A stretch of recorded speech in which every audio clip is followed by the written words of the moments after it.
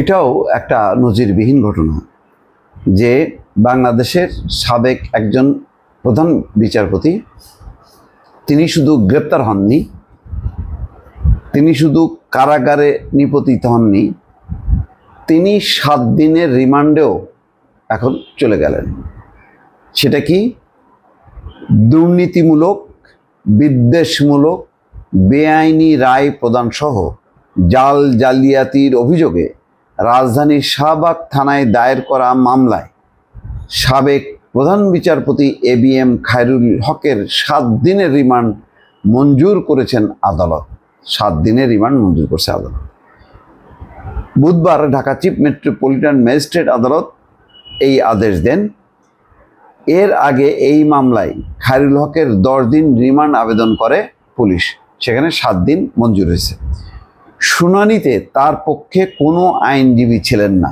এটাও একটা অস্বাভাবিক, অসাধারণ একটা ঘটনা। প্রধান বিচারপতি, দেখেন, তার পক্ষে কোনো আইনজীবী নাই, এমনই তার অবস্থা, এমনই তার নির্মম পরিণতি যে তার পক্ষে একজন প্রধান বিচারপতি, তিনি কত শত মামলা পরিচালনা করেছেন, প্রত্যেক বাদী বিবাদী সবার পক্ষে আইনজীবীরা লড়াই করেছেন, কিন্তু আজকে তিনি প্রধান বিচারপতির পদ থেকে নেমে আজকে তিনি নিজে যখন আসামি হলেন, তখন তিনি নিজে কোনো আইনজীবী পাচ্ছেন না, কোনো আইনজীবী তাকে সাপোর্ট করছে না, অথবা আইনজীবী রাখার ক্ষমতা তার নেই, অথবা এমনও হতে পারে তিনি মনে করছেন আইনজীবী দিয়ে কী লাভ, এমনও হতাশও হইতে পারে। এটাও কিন্তু একটা শিক্ষা, এটাও একটা পরিণতি। গত 24শে জুলাই রাজধানীর ধানমন্ডি বাসা থেকে খায়রুল হককে গ্রেপ্তার করে পুলিশ। পরে তাকে জুলাই আন্দোলনের সময় ঢাকার যাত্রাবাড়িতে যুবদল কর্মী আব্দুল কাইম আহাদ হত্যা মামলায় গ্রেপ্তার দেখানো হয়। তত্ত্বাবধায়ক সরকার ব্যবস্থা বাতিল করে বেআইনি রায় প্রদান এবং জাল রায় তৈরির অভিযোগে নারায়ণগঞ্জের একটি মামলায়ও খায়রুল হককে গ্রেপ্তার দেখানো হয়। আজ শাহবাগ থানায় মামলার রিমান্ডে নেওয়া হলো। দেশের 19তম বিচারপতি 2010 সালের 27শে সেপ্টেম্বর নিয়োগ পান খায়রুল হক। একই বছর 30শে সেপ্টেম্বর থেকে তার নিয়োগ কার্যকর হয়। পরে বছর 17ই মে তিনি অবসরে যান।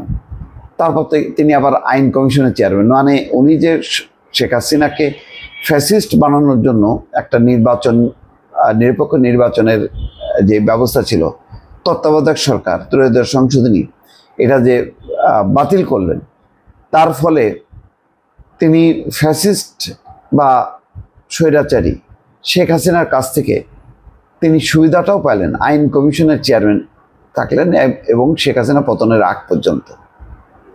তারপর তিনি পতনের পর তিনি রিজাইন করেন, তারপর তো পলাতক ছিলেন।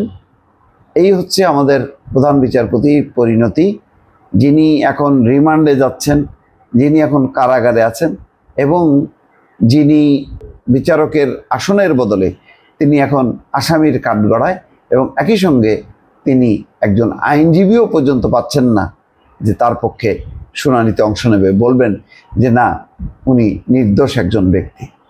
এটা ইতিহাসের শিক্ষা, ইতিহাসের একটা পরিণতি। দর্শক, ভালো থাকবেন। আল্লাহ হাফেজ।